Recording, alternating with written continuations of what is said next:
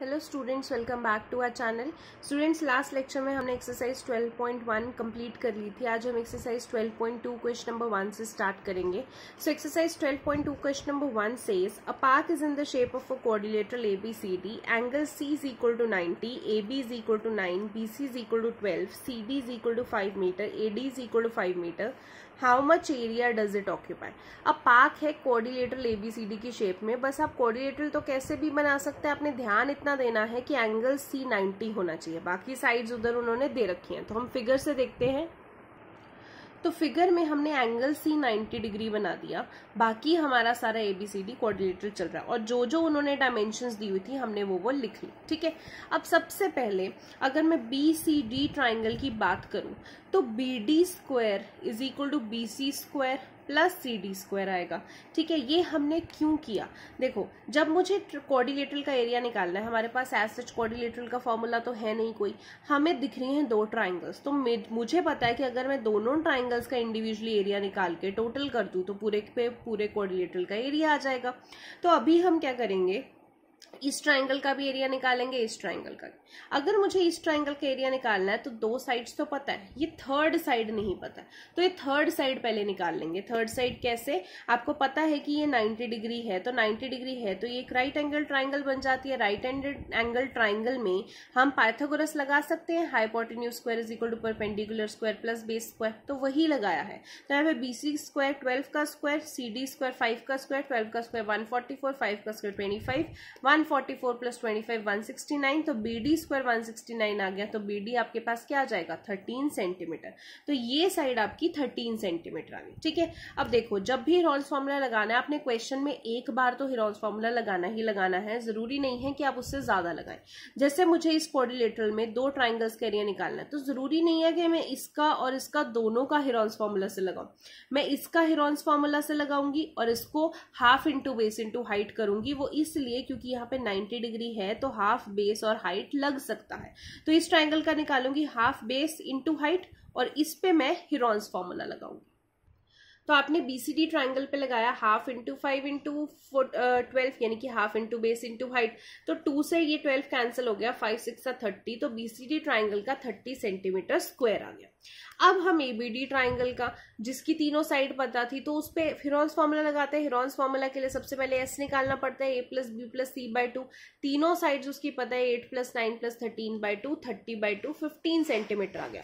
उसके बाद हम क्या करते हैं, एरिया ऑफ ट्राइंगल का फॉर्मूला लगाते हैं, S minus A, S minus B, S minus C।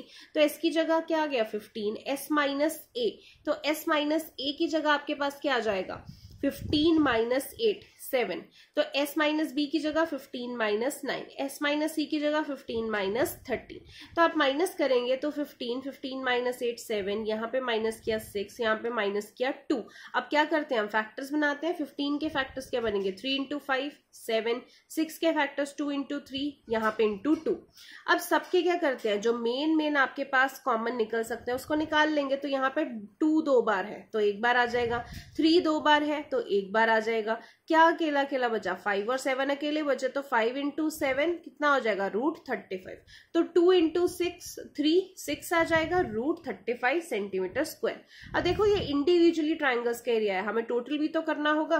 पहले वाली ट्राइंगल का एरिया 30, इस ट्राइंगल का एरिया 6 √35, तो टोटल एरिया ऑफ पार्क क्या होगा? 30 प्लस 6 अंडर √35। देखो, छोटी क्लासेस में हमने स्क्वायर रूट निकालने सीखे हैं 35 के। ठीक है, सो आई होप आपको स्क्वायर रूट निकालना आता हो। अगर किसी बच्चे को स्क्वायर रूट निकालने में प्रॉब्लम आ रही है तो प्लीज मुझे बता दो, मैं नेक्स्ट लेक्चर में आपको समझा दूंगी कि स्क्वायर रूट भी कैसे निकालते हैं। वैसे हम छोटी 6 7 8 से करते आ रहे हैं, फिर भी नहीं आएगा तो प्लीज डोंट फील शाय, मैं नेक्स्ट लेक्चर में बता दूंगी कि स्क्वायर रूट कैसे निकालना है, बस इन्फॉर्म कर दो मुझे। 35 की वैल्यू क्या आ जाएगी? 2.44। तो 30 प्लस 6 इंटू 2.44 प्लस 30, टोटल कितना आ जाएगा area of quadrilateral? 65.5 centimetre square. ठीक है, तो इजी है, सिर्फ दोनों ट्राइंगल्स पे आपने हेरोल्ड्स फॉर्मूला लगाना है। नेक्स्ट क्वेश्चन आपका देखते हैं, क्वेश्चन नंबर 2। क्वेश्चन नंबर 2 भी आपको एरिया ऑफ क्वाड्रिलेटरल ही निकालना है, जिसमें AB 3, BC 4, CD A, area of quadrilateral ही निकालना है। ये मैं आप पे छोड़ रही हूँ, आपको जस्ट एक ओवरव्यू बता देती हूँ ये कैसे निकालना है। आपने फिगर बनाई क्वाड्रिलेटरल की, ए बी सी डी सारी डायमेंशंस आपने लिख ली। अब क्या है कि इसमें ना 90 डिग्री नहीं है, 90 डिग्री नहीं है तो आपको दोनों पे हेरॉन्स फॉर्मूला लगाना पड़ेगा। आप एक बार ये वाली ट्राइंगल का एरिया निकालेंगे हेरॉन्स फॉर्मूला लगा के, एक बार ये वाली ट्राइंगल का एरिया निकालेंगे हेरॉन्स फॉर्मूला लगा के, दोनों के जो आंसर्स आएंगे उनको प्लस कर देंगे तो आपके पास एरिया ऑफ क्वाड्रिलेटरल आ जाएगा।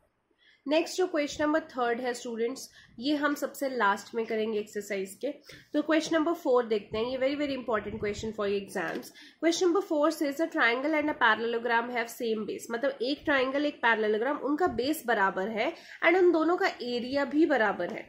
If the sides of the triangle are 26, 28 and 30, triangle की साइड्स ये हैं एंड पैरेललोग्राम जो है वो 28 बेस पे है, मतलब इन दोनों का जो कॉमन बेस था वो साइड 28 वाला है, जैसे इसकी साइड 28 है वो इनका कॉमन बेस है। Find the height of the parallelogram, आपको पैरेललोग्राम की हाइट बतानी है। तो फिगर से समझते हैं तो ज्यादा अच्छे से समझ में आएगा। आपके पास देखो ये पैरेललोग्राम है, पैरेललोग्राम बना दिया ABCD, ये आपके पास ट्राइंगल है ABE। अब पैरेललोग्राम और ट्राइंगल का जो बेस है वो 28 सेंटीमीटर है और ट्राइंगल की साइड्स ये दे रखी हैं। अब बेसिकली आपको इस पैरेललोग्राम की ये हाइट निकालनी है कि हाइट क्या होगी इस पैरेललोग्राम की। अगर मैं ये आगे एक्सटेंड कर देती हूँ, ठीक है, दोनों का एरिया बराबर है। सबसे पहले अगर एरिया बराबर है तो मैं एरिया ऑफ ट्राइंगल निकाल लेती हूँ, जितना इसका एरिया होगा उतना ही उसका एरिया होगा, क्योंकि आपको निकालना भी आसान रहेगा, ठीक है। तो एरिया ऑफ ट्राइंगल निकाल लेते हैं। तो एरिया ऑफ ट्राइंगल ABE आपको पता है हेरॉन्स फॉर्मूला से निकाल सकते हैं। एस का फॉर्मूला A + B + C/2, तो आपके पास 28 + 30 + 26/2। एस दोनों को सॉल्व करेंगे तो 84/2 यानी कि 42 आ गया। उसके बाद आपको पता है एस का फॉर्मूला लगाना है, S - A, S - B, S - C। S की वैल्यू 42, देन 42 - 28, 42 - 30, 42 - 26। आप माइनस करेंगे तो 42 - 28 14, इधर माइनस करेंगे 16, इधर माइनस करेंगे तो 12। अब 42 के फैक्टर्स बना लेंगे आप, फिर 14 के फैक्टर्स बना लेंगे, फिर 16 के फैक्टर्स, फिर 12 के फैक्टर्स। सबके फैक्टर्स में से दो दो से कॉमन ले लेंगे तो आपके पास ये आ जाएगा। इसको मल्टीप्लाई कर देंगे तो आपके पास 336 सेंटीमीटर स्क्वायर आ गया। अब ये वाला जो है ये बेसिकली क्या है, इस ट्राइंगल का एरिया आया है। तो जितना इस ट्राइंगल का एरिया होगा उतना ही इस पैरेललोग्राम का एरिया होगा। तो मैं लिख सकती हूँ area of parallelogram is equal to area of triangle. ये तो क्वेश्चन में ही दे रखा है। अब एरिया ऑफ पैरेललोग्राम का फॉर्मूला आपको पता है, बेस इनटू हाइट होता है, और एरिया ऑफ ट्राइंगल तो हम निकाल चुके हैं 336। तो बेस यहाँ पे क्या है 28 सेंटीमीटर, तो 28 into height is equal to 336। तो हाइट क्या आएगा 336, 88 उधर जाके डिवाइड हो जाएगा, 28 उधर जाके डिवाइड हो जाएगा। तो हाइट कितनी आ जाएगी 12 सेंटीमीटर। तो आपका जो पैरेललोग्राम है उसकी ये वाली हाइट कितनी है 12 सेंटीमीटर, ठीक है। आई होप आपको समझ में आया हो। क्वेश्चन नंबर 5 देखते हैं। क्वेश्चन नंबर 5 में आपको बोला है rhombus shaped field has green grass for 18 cows to graze. 18 cows के लिए ग्रीन ग्रास है if each side of the rhombus is 30 metre and longer diagonal is 48 metre, जो लॉन्गर वाला डायगोनल है। How much area of grass field will each cow be getting, कितना grass field का area हर एक cow को मिल रहा होगा वो आपको बताना है। तो ठीक है, इसको सॉल्व करते हैं, फिगर से देखते हैं, आपको ज्यादा अच्छे से समझ में आएगा। तो आपके पास ये रोहम्बस शेप्ड फील्ड है, हमने बना लेनी है। देखो रोहम्बस की आपको प्रॉपर्टी पता है कि सारी साइड्स इक्वल होती हैं। तो अगर ए बी साइड 30 है तो ये भी 30 होगी, ये भी 30 होगी, ये भी 30 होगी, एंड उसका एक डायगोनल दे रखा है दैट इज 48 मीटर्स, ठीक है। तो अब देखो अगर मैं इस पूरे रोहम्बस का एरिया निकालना चाहती हूँ, बिकॉज ये पूरा का पूरा इसके अंदर ग्रास लगा हुआ है, इस ग्रास को 18 काउस ने ग्रेस करना है। हमें पूछा है कि एक काउ को कितना एरिया मिलेगा ग्रास का। तो सबसे पहले मुझे पूरे के पूरे रोहम्बस का एरिया निकालना पड़ेगा, बट रोहम्बस के एरिया का ऐसा कोई फॉर्मूला नहीं है। तो हम क्या करेंगे कि दोनों ट्राइंगल्स का एरिया निकालेंगे। अब देखो इस ट्राइंगल का एरिया अगर हम निकालते हैं तो साइड क्या है 30, 30, 48, इसमें निकालेंगे तो 30, 30, 48, तो बेसिकली सेम ही है ना, जितना इसका आएगा उसको इंटू 2 कर देंगे तो पूरा के पूरे रोहम्बस का एरिया आ जाएगा। तो हम सबसे पहले ABC ट्राइंगल का एरिया निकालते हैं। सबसे पहले S निकालेंगे, A + B + C/2, तो 30 + 30 + 48/2 यानी कि 108/2 54 मीटर।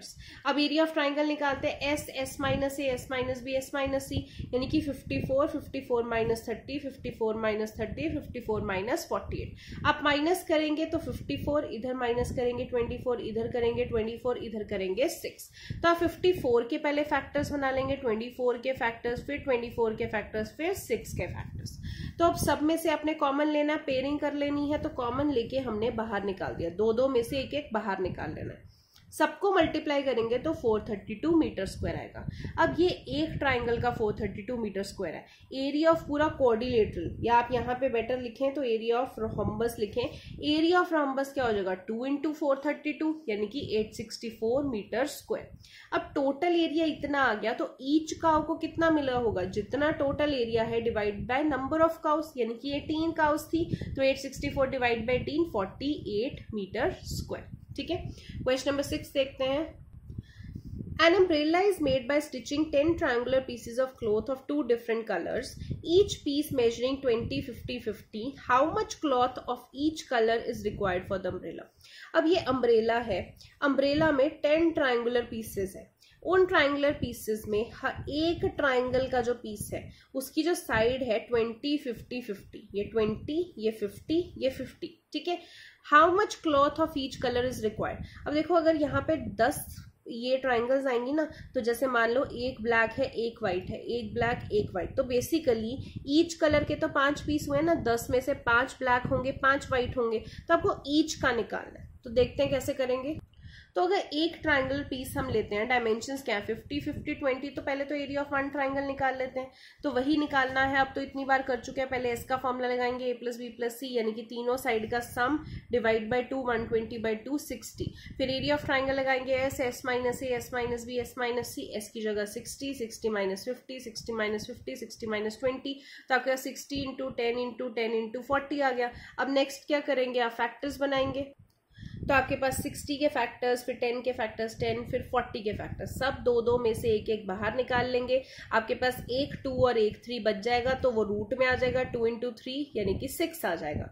इसको मल्टीप्लाई करेंगे तो 200√6 सेंटीमीटर स्क्वायर आ जाएगा। ठीक है, तो ये एक ट्राइंगल का था। टोटल कितने हैं, 10 ट्राइंगुलर पीसेज है, यानी कि 200√6 को हम 10 से मल्टीप्लाई करेंगे तो क्या आ जाएगा, 2000√6 सेंटीमीटर स्क्वायर। बट हमें ईच कलर चाहिए, तो ईच कलर चाहिए, यानी कि अगर टोटल इतना एरिया है तो इस एरिया का हाफ कर देते हैं ना हम, तो इस एरिया का हाफ कर देंगे तो उतने ही ब्लैक पीसेस, उतने ही व्हाइट।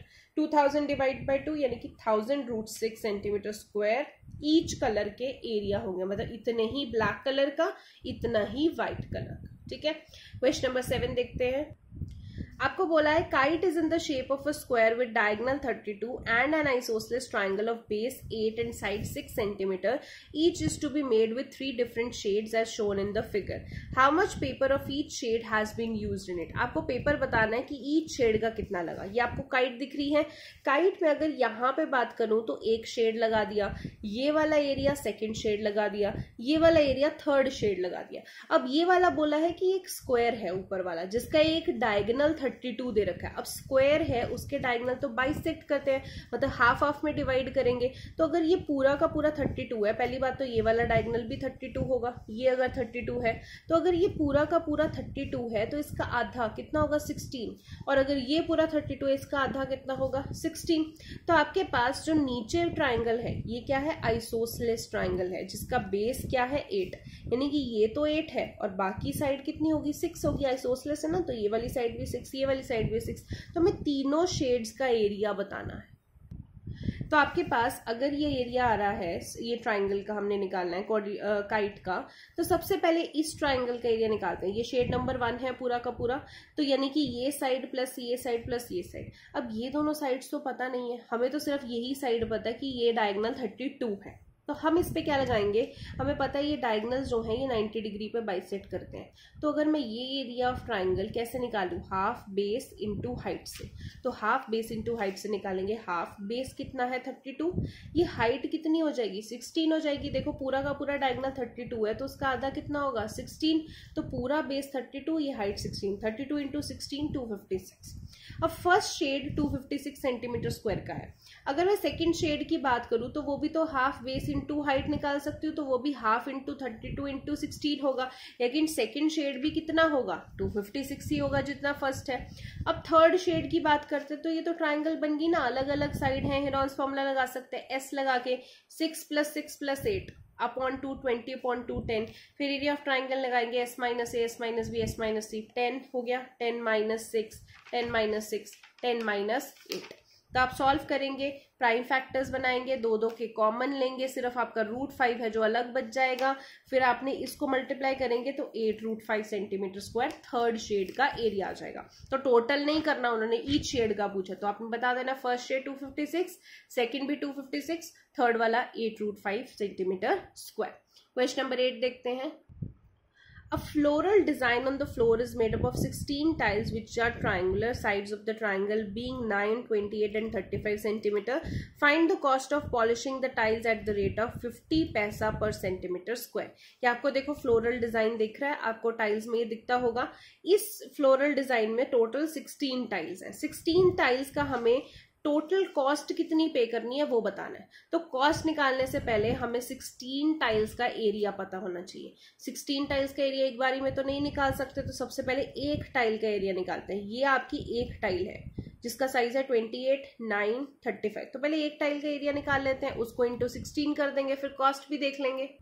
तो मैंने यहाँ पे एक टाइल बना दी, तो इसका एरिया निकालना है। तो हेनॉन्स फॉर्मूला से वही S A + B + C / 2, 28 + 9 + 35/2, S की वैल्यू 72/2, 36 सेंटीमीटर। फिर एरिया ऑफ ट्राइंगल निकालेंगे, S - A, S - B, S - C, minus किया 36, यहाँ पे इंटू 8 आ गया, इंटू 27 आ गया, इंटू 1 आ गया। आपने प्राइम फैक्टर्स बनाए, दो दो में से कॉमन ले लिए, 2 और 3 अलग बच गया तो रूट में आ जाएगा, यानी कि इसको मल्टीप्लाई करेंगे तो 36 √6 आ गया। फिर √6 यानी कि स्क्वायर रूट ऑफ 6 आप निकालेंगे, 2.449 आएगा अप्रोक्सीमेटली। इसको मल्टीप्लाई करेंगे 36 के साथ तो आपका 88.2 अप्रोक्सीमेट आ गया। तो यानी कि ये जो एक टाइल है इसका एरिया इतना आया। अब टोटल कितनी टाइल्स हैं? 16। तो एरिया ऑफ 16 टाइल्स क्या होगा? 16 इंटू जितना एक टाइल का एरिया है तो 1411.2, ये 16 टाइल्स का एरिया आ गया।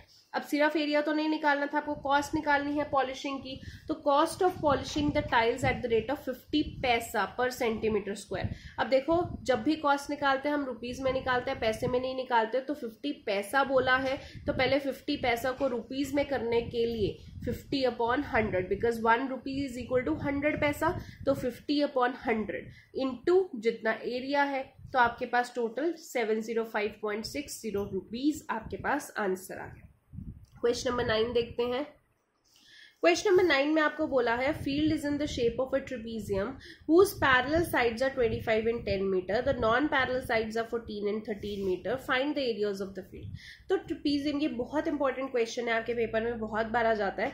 ट्रेपेजियम शेप की एक फील्ड है, पैरेलल साइड से रखी है, नॉन पैरेलल साइड से रखी है। आपको एरिया निकालना है फील्ड का, यानी कि एरिया ऑफ ट्रेपेजियम निकालना है। आपके पास एरिया ऑफ ट्रेपेजियम आपने निकालना है। तो देखो पैरेलल साइड से रखें, अगर मैं मानती हूँ ABCD आपके पास ट्रेपेजियम है, तो इसकी एक साइड 25 है पैरेलल और दूसरी साइड कितनी है 10। ऑब्वियसली ये बड़ी है तो 25 होगी, ये छोटी है तो 10 होगी। ये वाली नॉन पैरेलल साइड्स होती हैं, ये 13, ये 14। ठीक है, अब हमने यहाँ पे कंस्ट्रक्शन करना है। देखो कंस्ट्रक्शन क्यों करना है, एरिया ऑफ ट्रेपेजियम का फॉर्मूला होता है half into sum of parallel sides into height. तो पैरेलल साइड्स तो हैं बट ये हाइट नहीं है ट्रेपेजियम की। ये हाइट निकालने के लिए हम कंस्ट्रक्शन करेंगे कि AD के पैरेलल हम CF ड्रॉ कर लेंगे। तो ये 13 है तो ये भी हम 13 ड्रॉ कर लेंगे। ठीक है, तो अब ये वाली ट्राइंगल का हम एरिया निकाल लेंगे, BCG ट्राइंगल का। तो तीनों साइड्स का सम निकाल लेते हैं, 13 + 14 + 15/2 यानी कि 42/2। तो ऐसा आपके पास 21 आ गया। तो ट्राइंगल का एरिया निकाल लेंगे तो S - A, S - B, S - C हो जाएगा। S की वैल्यू 21, S - A 21 - 13, देन 21 - 14, 21 - 15। अब सॉल्व करेंगे 21 × 8 × 7 × 6। 21 के फैक्टर्स बना लेंगे, 8 के, 7 के, 6 के फैक्टर्स बना लिए। उसके बाद आप कॉमन ले लेते हैं, दो दो के कॉमन ले लेते हैं। तो कॉमन लेके आपके पास 84 मीटर स्क्वायर ये वाली ट्राइंगल का एरिया आ गया। ठीक है, ये वाली ट्राइंगल का एरिया है। आप, आई होप आपको ये 15 समझ में आ गया हो। ये इतना 10 है तो ये भी इतना 10 ही होगा। 25 में से ये 10 माइनस कर देंगे तो ये 15 आ रहा है। ठीक है, सो उसमें कंफ्यूज नहीं होना कि ये साइड 15 कैसे आई है। अब आपके पास ये वाली ट्राइंगल का एरिया आ चुका है, ये वाली। ठीक है, अगर इस ट्राइंगल का एरिया आ चुका है, यहाँ पे BCF कर लेना। ठीक है, BCG नहीं है, PCF ट्राइंगल का है। तो ये वाले ट्राइंगल का एरिया आ चुका है। इस ट्राइंगल के एरिया का एक और फॉर्मूला होता है half into base into height, क्योंकि यहाँ पे तो हाइट भी है। तो अगर एरिया ऑफ BCF 84 आया हाफ इंटू बेस, इसका बेस कितना है इस ट्राइंगल का 15 इंटू हाइट, ये हाइट ही तो निकालनी है, तो हाइट हमें नहीं पता, h ले लेंगे, तो ये इधर मल्टीप्लाई हो जाएगा 84 इंटू 2 15 जाके डिवाइड हो जाएगा, तो हाइट हमारे पास कितनी आ गई 11.2 मीटर्स। तो ये हाइट 11.2 मीटर्स हमारे पास आ गई है।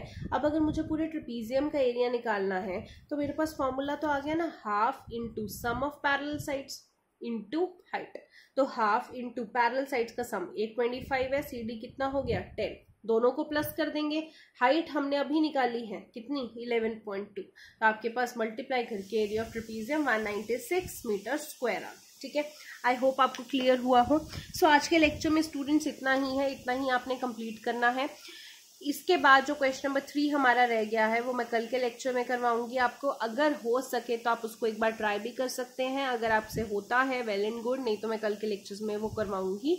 उसके बाद कुछ एक्स्ट्रा क्वेश्चंस आपको दूंगी कल करने के लिए। सो इतना आप कंप्लीट कर लीजिए, कोई भी डाउट है तो मुझसे पूछ लीजिए। Thank you so much.